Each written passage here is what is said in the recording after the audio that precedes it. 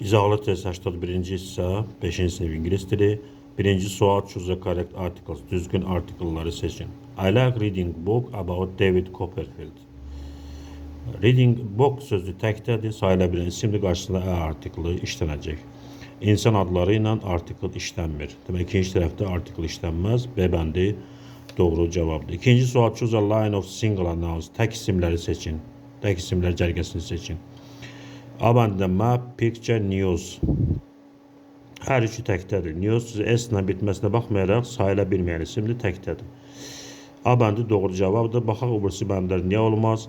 Burada tis sözü var. Dişlər mənasını verir. Cəmi xüsusi yolla düzələn isimdir. Toz dişdir, tis dişlər.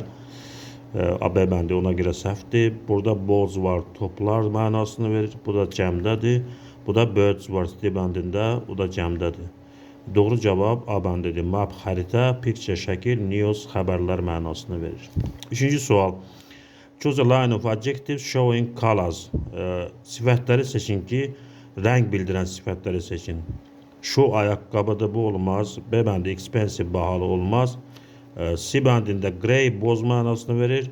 Black, qara, white, ağ, red, qırmızı. C bəndi doğru cavabdır. Burada D bəndində scarf var. Şərf da doğru deyil. Dördüncü sual. Choose a correct pronoun. Düzgün əvəzliyi seçin. Burada görürük ki, A işlənib. The heroes of my favorite book. She ilə, he ilə, it ilə iz işlənməli idi. A işlənməməli idi. Ona doğru cavab Z idi. They are the heroes of my favorite book. Onlar mənim sevimli kitabımın qəhrəmanlarıdır. B bəndi doğru cavabdır. Beşinci sual. Choose a correct pronouns. Düzgün əvəzlikləri seçin. This is my friend. His name is Jack. Bu mənim dostumdur. Onun adı Jack'tir. A bəndi doğru cavabdır. This ilə iz işlənir. Onun adı his işlənir. Burada düzdür. A bəndi doğrudur. B bəndi niyə olmaz? Z ilə A işlənməlidir. They are my friends olmalıydı.